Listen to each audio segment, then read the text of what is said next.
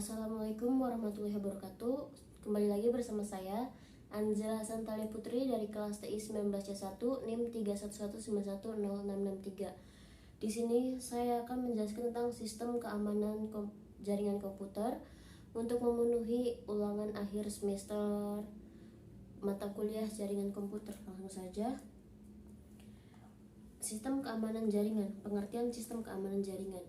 Sistem keamanan jaringan adalah istilah yang digunakan untuk menjelaskan sebuah sistem security tools atau kebijakan keamanan yang dirancang untuk memantau, mencegah, dan merespon gangguan jaringan yang tidak sah. Sistem keamanan jaringan juga akan melindungi aset digital termasuk network traffic. Keamanan jaringan tersebut dapat berbentuk software ataupun hardware yang didesain untuk merespon berbagai potensi serangan siber yang merugikan jaringan Anda. Jenis gangguan keamanan jaringan. Ada beberapa jenis gangguan keamanan jaringan yang perlu Anda ketahui, yaitu ada 4: hacking, carding, device, dan phishing. Yang pertama adalah hacking. Hacking sendiri perusakan pada infrastruktur jaringan komputer yang sudah ada. Carding, pencurian data terhadap identitas perbankan seseorang, misalnya pencurian nomor kredit yang dimanfaatkan untuk berbelanja online. Device merupakan terhadap bentuk atau tampilan website. Phishing adalah pemalsuan data resmi. Selanjutnya, keamanan jaringan biasanya terdiri dari 3 kontrol yang berbeda, yaitu fisik sendiri, yaitu keamanan jaringan fisik didesain untuk mencegah personel yang tidak berwenang untuk mendapat akses fisik ke jaringan seperti router, lemari kabel, atau yang lain. Teknisnya yaitu teknis kontrol keamanan jaringan. Teknik diperlukan untuk melindungi data yang disimpan jaringan atau data yang transit melintasi. Yang ketiga adalah administratif. Kontrol keamanan jaringan administratif terdiri dari kebijakan yang mengatur perilaku user seperti langkah autentikasi, tingkat akses user, serta bagaimana staf IT ketika menerapkan perubahan pada infrastruktur. Macam-macam sistem keamanan jaringan. VPN atau yang disingkat Virtual Private Network, jaringan komunikasi lokal yang dapat terhubung melalui media jaringan. Fungsi dari VPN secara tersendiri adalah untuk mendapatkan komunikasi yang aman melalui internet. Yang kedua adalah autentikasi, proses pengenalan peralatan sistem operasi, aplikasi, dan identitas penggunaan yang terhubung dengan jaringan komputer. Contohnya adalah saat pengguna memasukkan username dan password untuk login ke jaringan. DMZ atau yang sering disebut Demilitarized Zone berfungsi untuk melindungi sistem internal dari serangan hacker. Yang terakhir adalah enkripsi. Enkripsi sendiri memiliki arti yaitu teknik pengkodean data yang dapat digunakan untuk menjaga data. Yang terakhir adalah tipe sistem keamanan jaringan. Tipe sistem keamanan jaringan sendiri ada 14, yaitu yang pertama akses kontrol. Saya akan menjelaskan tentang akses kontrol. Akses kontrol, Anda harus bisa memblokir user serta perangkat tidak sah yang mencoba mengakses jaringan Anda. Jika pengguna tidak sah tidak dapat masuk ke dalam jaringan, maka sejumlah kerusakan yang dapat mereka lakukan akan sangat terbatas. Akses kontrol juga memungkinkan Anda untuk meningkatkan perlindungan jaringan dengan cara membatasi akses pengguna. Sebagai contoh, Anda dapat memberikan administrator akses penuh ke jaringan tetapi menolak akses ke folder rahasia tertentu. Yang kedua, anti-malware atau software. Perangkat lunak, antivirus, dan anti-malware dapat melindungi perusahaan Anda dari berbagai malicious software seperti virus, ransomware, worm, dan trojan.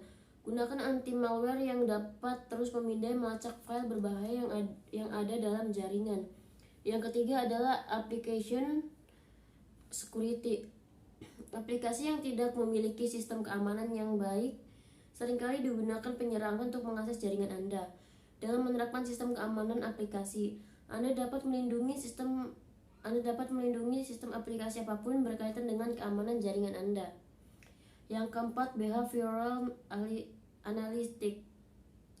Anda harus mengetahui seperti apa perilaku jaringan normal agar lebih mudah untuk mengidentifikasi anomali di jaringan Anda. Network Anomaly Detection Engines atau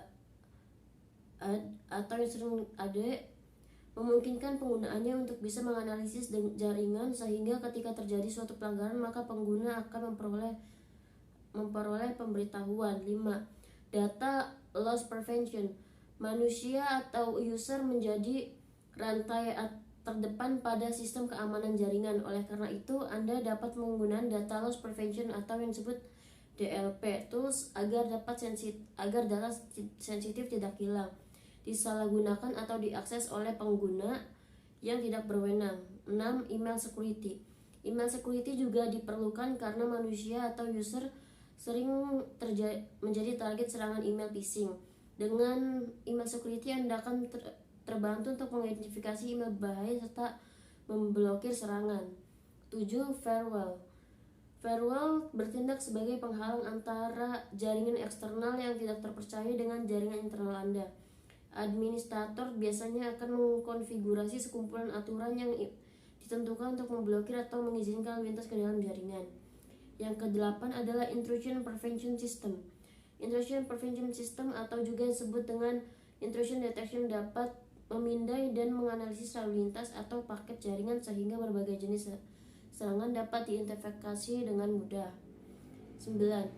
Virtual Private Network atau yang disebut VPN merupakan alat yang dapat mengautentikasi komunikasi antara perangkat dan jaringan. VPN akan menciptakan terowongan terenkripsi yang aman untuk menghubungkan perangkat Anda dengan jaringan internet. Dengan VPN, Anda dapat melindungi diri pengintai atau gangguan yang lain. Yang ke-10 adalah Web Security. Secara garis besar, Web Security adalah langkah-langkah keamanan yang diperlukan untuk memastikan penggunaan website yang aman saat terhubung dengan jaringan internal. Web Security membantu mencegah serangan berbasis website yang menggunakan browser sebagai titik akses untuk masuk ke jaringan Anda. Yang ke-11 adalah Security Information and Event Management atau yang disingkat SIEM. SIEM akan memberikan informasi atau insight kepada para IT security mengenai track record atau aktivitas yang terjadi di dalam IT environment perusahaan Anda. Dengan SIEM, perusahaan Anda dapat mengidentifikasi dan menanggapi berbagai ancaman. Yang ke-12, Endpoint Security. Terkadang perangkat pribadi menjadi target serangan ketika pengguna menggunakannya untuk mengakses jaringan bisnis.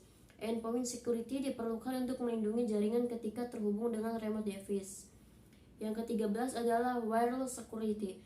Secara umum, jaringan wireless kurang aman jika dibandingkan dengan jaringan tradisional. Dengan demikian, langkah-langkah keamanan pada wireless atau perlu ditingkatkan untuk memastikan bahwa peretas tidak akan mendapatkan akses. Yang ke-14, network segmentasi. Network segmentasi terdapat berbagai jenis network traffic. Masing-masing traffic tersebut memiliki resiko ancaman yang berbeda. Network segmentation dapat meningkatkan sistem keamanan jaringan. Network segmentation akan membagi jaringan komputer menjadi beberapa bagian sehingga mudah untuk mengontrol bagian trafik mengalir ke seluruh jaringan. IT security memang menjadi salah satu yang perlu Anda prioritaskan untuk melindungi perusahaan Anda dari ancaman serangan cyber. Dengan mengetahui apa itu sistem keamanan jaringan, Anda dapat meningkatkan cyber security di dalam perusahaan Anda.